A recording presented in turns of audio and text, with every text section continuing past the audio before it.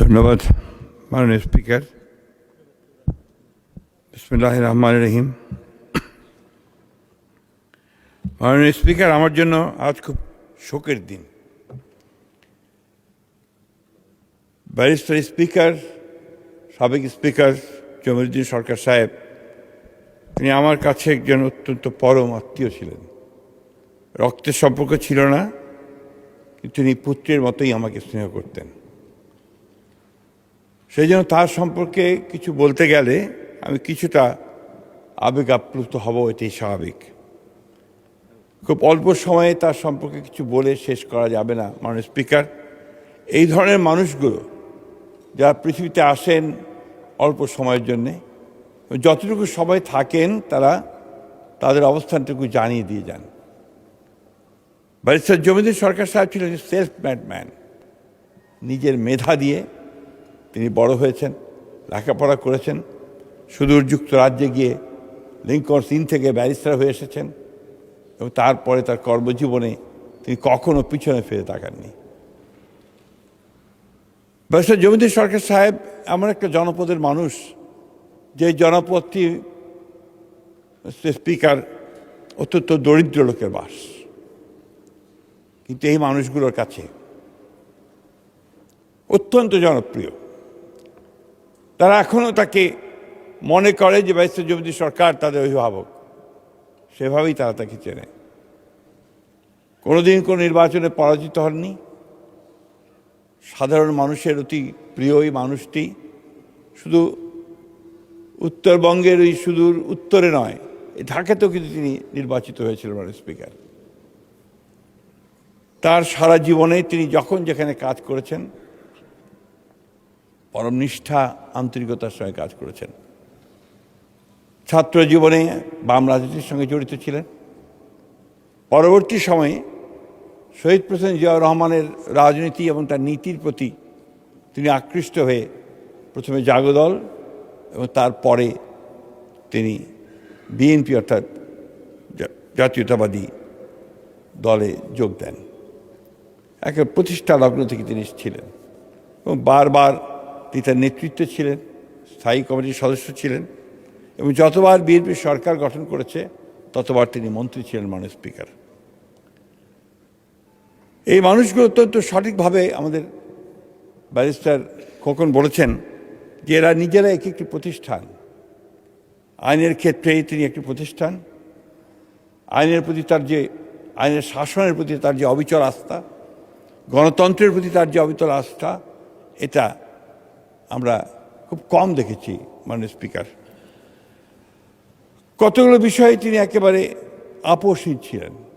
সেই বিষয়গুলো ছিল যে গণতান্ত্রিক রাষ্ট্র ব্যবস্থা, গণতন্ত্রের চর্চা এবং গণতান্ত্রিক প্রতিষ্ঠানগুলোকে গড়ে তোলা।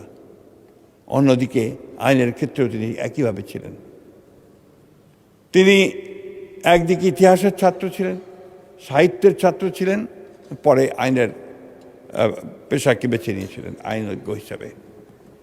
যে কোনো বিষয়ে তিনি অবলীলায় অনেকক্ষণ ধরে কথা বলতে পারতেন, উন্নত জ্ঞান ও গর্ব বক্তব্য রাখতে পারতেন। আমাদের সকলের কাছে তিনি অনুসরণীয়।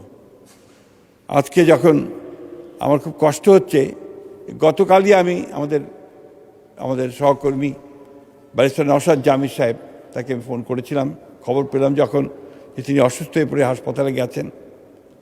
আমি যখন তাকে জিজ্ঞেস করলাম, তিনি আমাকে জানান একটু শরীরটা খারাপ হয়েছে, আমরা হাসপাতালে নিয়ে এসেছি। তখন অনেক রাত হয়ে গেছিল, প্রায় 10টা। তা আপনি কালকে সকালে আসেন। সেই সকাল আর আসেনি মাননীয় স্পিকার। ভোর 4:15 তিনি চলে গেছেন। এই জন্য আমার নিজেকে অপরাধী মনে হয় যে আমি শেষ সময়টুকু তাকে দেখতে যেতে পারিনি।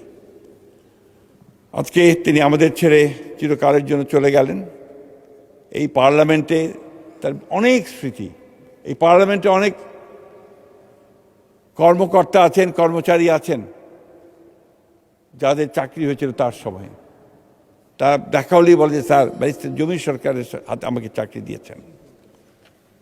এটা সবাই তারা আমাকে এটা বলেন, অনেক সময় বলেন। আমি তার বিদেহী আত্মার মাগফিরাত কামনা করছি। পরম করুণা আল্লাহ তাআলার কাছে এই দোয়া চাইছি যে আল্লাহ তাআলা তাকে যেন বেহেশতের সর্বশ্রেষ্ঠ স্থানগুলোর মধ্যে একটিতে তাকে স্থান দেন। তার 3 সন্তান, 3টি আইনের ছাত্র। তার বড় মেয়ে যুক্তরাষ্ট্রে, তিনি আইনের কাজ করেন, কাজ করছেন। ব্যারিস্টার নওশাদ জমির, তিনি আমাদের সহকর্মী, তিনিও সুপ্রিম কোর্টে কাজ করছেন। তার ছোট ছেলে নওফেল, তিনিও আইনেরই ছাত্র। অর্থাৎ আইনের প্রতি তার যে ভালোবাসা, এটা ছিল তার আন্তরিক। সন্তানদেরকে তিনি সেভাবেই ভালোবাসা দিয়ে তৈরি করেছেন। আমি বক্তব্য দীর্ঘ করব না। আমাদের এই জাতীয় জীবনে যখন তাকে আমাদের খুব বেশি দরকার ছিল, আরেকটি বিষয় না বললে অন্যায় হবে, যে তিনি তার দলের প্রতি যে আনুগত্য, রাজনীতির প্রতি যে আনুগত্য, উদার গণতান্ত্রিক রাজনীতির প্রতি তার যে আনুগত্য, এই ব্যাপারে তিনি অবিচল ছিলেন। আমাকে সবসময় একটা কথা বলতেন, ইলেকশন করবে, ইলেকশনের মধ্যে দিয়ে যাবে, ইলেকশন ছাড়া কিন্তু কখনো গণতন্ত্রে পৌঁছানো যায় না। আমি তার কাছে মাঝে মাঝেই যেতাম, তার কাছে পরামর্শ নিতাম। শেষের দিকে যখন তিনি অসুস্থ হয়ে গেলেন, পার্লামেন্ট আমাদের স্ট্যান্ডিং কমিটির মিটিংয়ে আসতেন, সেই মিটিংয়েও তিনি আমাদেরকে পরামর্শ দিতেন। সবচেয়ে বড় যে জিনিসটা মনে পড়ে, যে যখন দেশনেত্রী এবং খালেদা জিয়া কারাগারে 18 নির্বাচনের আগে, আমরা তখন অনুমতি নিয়ে স্ট্যান্ডিং কমিটির সব সদস্যরা গিয়েছিলাম ম্যাডামের সঙ্গে দেখা করতে কারাগারের মধ্যে। সেখানে তিনি আমাদেরকে, ম্যাডাম জিয়া ব্যারিস্টার জমিদের সরকারকে এসে বলেছিলেন যে আপনি তো গণতন্ত্রের মানুষ, গণতন্ত্র যেন টিকে থাকে, গণতন্ত্রের মধ্য দিয়ে আমরা যেতে পারি, সেই কথাটা সবাইকে বলবেন এবং সেভাবে এগিয়ে চলবেন। তো সে চেষ্টাই করেছেন, শেষ পর্যন্ত তিনি সেই গণতন্ত্রের পথেই চলার চেষ্টা করেছেন। আমি সবশেষে আবারও পরম করুণাময় আল্লাহ তাআলার কাছে এই দোয়া চাইছি যে আল্লাহ তাআলা তাকে যেন বেহেশত নসিব করেন এবং তার পরিবারের সদস্যদেরকে সেই ক্ষমতা দেন যেন তারা এই শোক সহ্য করতে পারে। এবং আমরা আমাদের বাংলাদেশ জাতীয়তাবাদী দলের পক্ষ থেকে আন্তরিকভাবে আমরা শোক প্রকাশ করছি এবং তার বিদেহী আত্মার মাগফিরাত কামনা করছি। মাননীয় স্পিকার, আপনাকে ধন্যবাদ।